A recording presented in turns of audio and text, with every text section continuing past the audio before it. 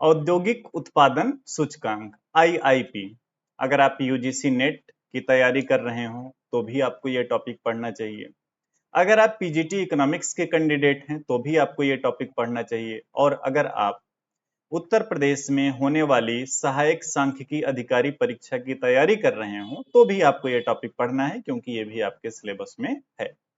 IIP इसलिए भी पढ़ना जरूरी हो जाता है क्योंकि अभी हाल ही में इसका बेस ईयर बदला गया, और बेस ईयर चेंज होने के साथ साथ इसके स्ट्रक्चर में भी कुछ बदलाव हुआ है। तो आज के इस वीडियो में उन सभी बदलावों पे चर्चा करूंगा जो आपके लिए नए होंगे और आपकी परीक्षा के लिए इंपॉर्टेंट होंगे। अगर आप इस चैनल पे नए हैं तो चैनल को सब्सक्राइब कर सकते हैं इस तरीके की जानकारी के लिए। देखो, औद्योगिक उत्पादन सूचकांक जो है ये होता क्या है? ये एक तरीके का इंडिकेटर होता है, यानी एक तरीके का संकेतक है। संकेतक ये बताएगा क्या? ये संकेतक बताएगा कि भारत में औद्योगिक क्षेत्र जो है, औद्योगिक क्षेत्र में जो उत्पादन हो रहे हैं, तो इन उत्पादनों में जो परिवर्तन हो रहा है उसके बारे में ये बताएगा। तो आप इस तरीके से इसको समझ सकते हैं कि जो आईआईपी है, औद्योगिक उत्पादन सूचकांक है, ये बताएगा देश की समग्र आर्थिक वृद्धि के बारे में। यानी कि कैसी वृद्धि? औद्योगिक उत्पादन से संबंधित। ठीक है ना? तो औद्योगिक उत्पादन में क्या परिवर्तन हो रहा है उसके बारे में बताएगा। और साथ ही साथ हमारे इकोनॉमी में, यानी कि भारतीय अर्थव्यवस्था में विभिन्न औद्योगिक क्षेत्रों का जो प्रदर्शन है उसकी क्या स्थिति है, क्या पिछले वर्ष की तुलना में परिवर्तन हुआ है, ये सभी बातें आपको औद्योगिक उत्पादन सूचकांक यानी कि आईआईपी से मिल जाती है। अब इसमें देखो नया क्या है। नया ये है कि अभी हाल ही में इसका आधार वर्ष जो है वो बदला गया है। तो वर्तमान में आईआईपी का जो आधार वर्ष है अब वो 2022-23 हो गया है। और अगर आप करंट डाटा से अपडेट रहते होंगे तो आपने देखा होगा अभी हाल ही में इसकी रिपोर्ट आई है, और वो रिपोर्ट जो है वो किस पे बेस्ड है? वो रिपोर्ट बेस्ड है 2022-23 के आधार वर्ष पे, यानी बेस ईयर यहाँ पे क्या लिया गया है? 2022-23। अगर सवाल आपसे ये पूछा जाए कि आईआईपी जो है वो कौन तैयार करेगा, कौन जारी करेगा, क्या है, कैसे है, तो आईआईपी जो है एनएसओ है ना, एनएसओ के द्वारा तैयार किया जाएगा, जारी किया जाएगा। और कई बार आप ये पढ़े ही होंगे कि जो एनएसओ है यानी कि राष्ट्रीय सांख्यिकी कार्यालय है, ये मॉस्पी के अंडर काम करता है।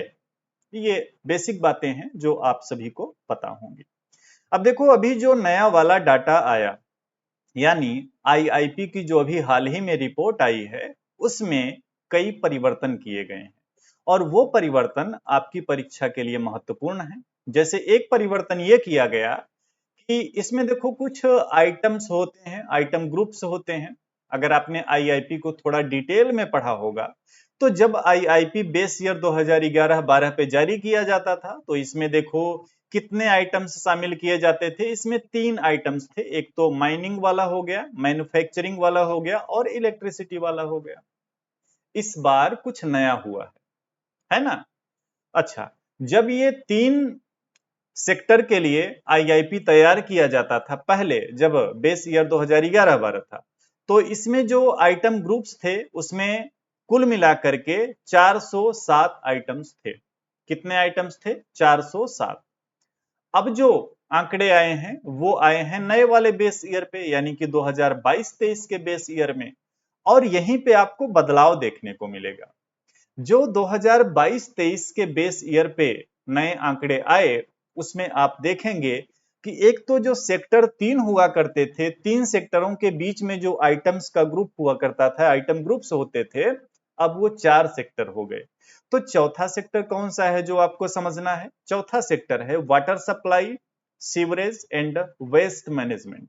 ये नया है ना? ये नया है और ये इंपॉर्टेंट भी है, क्योंकि जो नया है वहीं से सवाल बनते हैं। तो नए बेस ईयर में एक नई चीज आ गई। अच्छा, अब एक तो ये हुआ कि एक नया सेक्टर शामिल किया गया। दूसरा परिवर्तन क्या हुआ? दूसरा परिवर्तन ये हुआ कि जो आइटम्स ग्रुप्स थे उसमें पहले टोटल 407 आइटम थे, अभी बढ़ करके 463 आइटम हो गए हैं। तो एक तो ये याद रखना कि अब नंबर ऑफ आइटम्स बढ़ गए, 463 हो गए। अच्छा, और कंपेयर कर लो, वेटेज की बात करोगे, वेटेज में भी परिवर्तन हुआ है। जैसे कि हम बात करें पहले जो 2011-12 के बेस ईयर पे आंकड़े आते थे, वहां पे आप देखो मैन्युफैक्चरिंग सेक्टर को जो वेटेज मिलता था वो 77.633 मिलता था। इसको थोड़ा सा कम कर दिया गया, 76.062 हो गया। माइनिंग वाले का भी वेटेज कम किया गया है, पहले 14.37 था, अभी 11.05 पे आ गया है। इलेक्ट्रिसिटी का जो वेटेज था उसको बढ़ाया गया है। ये एक एक बात याद रखना, इलेक्ट्रिसिटी एंड गैस सप्लाई का वेटेज बढ़ाया गया है। पहले 7.995 था, अभी बढ़ा करके 10.865 हो गया है। और एक जो नया सेक्टर ऐड किया गया है, water supply, sewerage, waste management, इसको वेटेज कितना मिला है? 2.02%। ठीक है ना, ये हो गया। और क्या याद रखना है? पहले माइनिंग वाले सेक्टर में सिर्फ एक आइटम शामिल था, अभी उसमें 3 हो गए हैं। मैन्युफैक्चरिंग में 405 थे, अभी बढ़ के 455 हो गए हैं। इलेक्ट्रिसिटी एंड गैस सप्लाई पहले एक था, अभी 3 हो गए हैं। और जो नया वाला ऐड किया गया है वाटर सप्लाई वाला, इसमें कुल 2 हैं। तो टोटल जो आइटम ग्रुप्स हैं वो कितने हो गए? 463। जितनी चीजें मैंने आपसे यहाँ पे चर्चा किया, अंडरलाइन किया, हाईलाइट किया, ये सब कुछ आपकी परीक्षा के लिए क्या है? महत्वपूर्ण है। खास तौर से यूजीसी नेट की परीक्षा में ऐसे ही सवाल बनते हैं जो नए तरीके के होते हैं। इसको याद रखना, ठीक है ना? क्लियर? ओके। अब देखो, अगर आप याद रख पाओ तो, अगर आप याद रख पाओ तो इसको भी याद रखना। आईआईपी का जो आपका डाटा आता है उसमें primary goods, capital goods, intermediate goods, infrastructure goods, consumer durable goods, consumer non durable goods, इतने तरीके का क्लासिफिकेशन होता है। अब यहाँ पे जानते हो आपको क्या याद रखना पड़ेगा? यहाँ पे आपको याद रखना है कि प्राइमरी गुड्स को जो 2011-12 के बेस ईयर पे वेटेज मिलता था वो मिलता था 34.04। ठीक है, अभी ये कम करके 31.13 हो गया है। तो एक तो इसको याद रखना।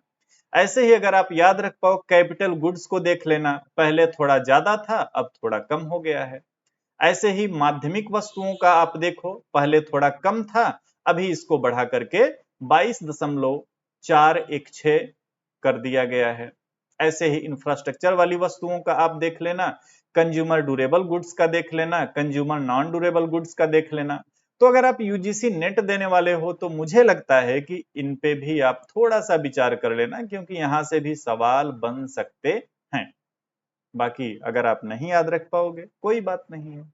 चलो आगे हम बात करते हैं। आईआईपी में कुछ और महत्वपूर्ण चीजें हैं जो आपको समझना बहुत जरूरी। 8 कोर इंडस्ट्रीज, आप सभी को पता है कि आईआईपी के जो आंकड़े आते हैं उसमें 8 प्रमुख उद्योगों को विशेष महत्व दिया जाता है। और ये जो 8 प्रमुख उद्योग हैं ये कुल सूचकांक का 40% से अधिक हिस्सा रखते हैं। तो एक सवाल तो यही बनता है कि 8 कोर इंडस्ट्रीज में कौन कौन से उद्योग शामिल हैं या नहीं हैं। कई बार पीजीटी जैसी परीक्षाओं में यह सवाल पूछा जाता है। तो याद रखना, रिफाइनरी उत्पाद शामिल है, बिजली शामिल है, इस्पात यानी स्टील शामिल है, कोयला यानी कि कोल शामिल है, कच्चा तेल यानी क्रूड ऑयल शामिल है, प्राकृतिक गैस यानी नेचुरल गैस शामिल है, सीमेंट शामिल है और उर्वरक। रिफाइनरी उत्पाद, बिजली, इस्पात, कोयला, कच्चा तेल, प्राकृतिक गैस, सीमेंट, उर्वरक। तो ये आपको याद रखना पड़ेगा कि 8 कोर इंडस्ट्रीज में क्या शामिल है। अगर आपसे सवाल किसी भी तरीके से घुमा फिरा के पूछ लिया जाए कि निम्न में से कौन से 8 कोर इंडस्ट्रीज में शामिल हैं या नहीं हैं, तो इनका आप जवाब तभी दे पाएंगे ना जब आपको ये चीजें याद रहेंगी, यानी ये चीजें आपको पता रहेंगी। ठीक है, अब एक और सवाल बनता है, वो सवाल ये है कि 8 कोर इंडस्ट्रीज में किस इंडस्ट्री को कितना वेटेज दिया जाएगा। एक तो आपको बता दिया कि कुल सूचकांक का लगभग 40% से अधिक 8 कोर इंडस्ट्रीज को है। अब अलग अलग कोर इंडस्ट्रीज को आपको याद रखना पड़ेगा, देखना पड़ेगा, तो उसका भी उपाय है। इसमें जो आपका पेट्रोलियम एंड रिफाइनरी प्रोडक्शन वाला है, इसको सबसे अधिक वेटेज मिलता है, यानी वेट इसको दिया गया है 28.04%। उसके बाद दूसरे नंबर पे है इसमें इलेक्ट्रिसिटी जिसको 19.85, उसके बाद स्टील हो गया 17.92, उसके बाद कोल प्रोडक्शन 10.33, उसके बाद क्रूड ऑयल 8.98, उसके बाद नेचुरल गैस प्रोडक्शन 6.88, उसके बाद सीमेंट का उत्पादन 5.37, उसके बाद फर्टिलाइजर यानी कि उर्वरक का उत्पादन 2.63। तो जो आपने 8 कोर इंडस्ट्रीज पढ़ा, उन 8 कोर इंडस्ट्रीज में किस इंडस्ट्री को कितना वेटेज मिलेगा, ये यहां से आपको याद रखना पड़ेगा, है ना। और इसका देखो कोई शॉर्टकट नहीं है, शॉर्टकट यही है, सबसे ज्यादा रिफाइनरी, उसके बाद इलेक्ट्रिसिटी, उसके बाद स्टील। वो क्रम में ही लिखा गया है दरअसल, ताकि आपको याद करने में आसानी रहे। तो ये हो गया आपका आईआईपी। आईआईपी के बारे में अगर बिल्कुल लास्ट में बातें की जाए तो क्या है, देखो आईआईपी बताता है किसी भी देश में औद्योगिक उत्पादन में होने वाले परिवर्तन के बारे में जानकारी देता है। औद्योगिक उत्पादन सूचकांक हर महीने ये रिपोर्ट देखने को मिलती है, एनएसओ के द्वारा जारी की जाएगी, एनएसओ मॉस्पी के अधीन कार्य करेगा। इसमें यह दिखाया जाता है कि देश में औद्योगिक प्रदर्शन की क्या स्थिति है, ठीक है ना, औद्योगिक प्रदर्शन की क्या स्थिति है। उसके बाद मैंने आपको बताया कि हाल ही में इसका बेस ईयर चेंज कर दिया गया है, तो एक तो पॉइंट यही इंपॉर्टेंट हो गया कि भाई बेस ईयर बदल दिया गया। अब नए वाले बेस ईयर में कुछ परिवर्तन किए गए, है ना, जैसे कि बास्केट जो होता है आइटम ग्रुप्स का, उसमें संख्या बढ़ गई। इसके अलावा सेक्टर में एक नई चीज शामिल हो गई, वाटर सप्लाई वाला। इसके अलावा वेटेज में भी परिवर्तन देखने को मिला। तो ये स्लाइड आपको एक बार रिवाइज करना है। फिर अगर आप कर पाए तो यहां से देख लेना कि प्राइमरी गुड्स, कैपिटल गुड्स, इनको पहले कितना वेटेज मिलता था, अभी कितना वेटेज मिल रहा है। उसके बाद 8 कोर इंडस्ट्रीज को आपको याद रखना है कि 8 कोर उद्योग में कौन कौन से उद्योग शामिल हैं। और उसके बाद आपको ये देखना पड़ेगा कि इन 8 कोर उद्योगों में अलग अलग उद्योग को कितना वेटेज दिया गया है। इससे ज्यादा आईआईपी से कोई सवाल आपसे नहीं पूछा जाएगा। अगर आपको लगता है कि कुछ छूट रहा है आईआईपी में तो कमेंट करके जरूर बताना। वीडियो अच्छी लगती है तो बिना लाइक किए ना रहना, यानी लाइक जरूर कर देना। और अगर आप चैनल पे नए हैं तो चैनल को सब्सक्राइब कर लेना। मिलेंगे आपसे नेक्स्ट वीडियो में नेक्स्ट इंफॉर्मेशन के साथ। Thank you everyone.